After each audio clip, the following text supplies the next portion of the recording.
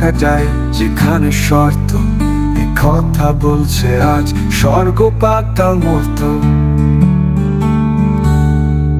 আসুন সৌন্দর্যের গল্প শুনি, স্বাস্থ্যের নীতি কথা মানি, সমাজ মাধ্যম থেকে সেসব জানি। আপনারা বিভিন্ন রিলস ও ভিডিও পেতে এবং নানা ধরনের শিক্ষামূলক টিপস পেতে সঙ্গে থাকুন আমাদের সাথে এবং দেখতে থাকুন মেইনস্ট্রিম লা এসেনশিয়ালস।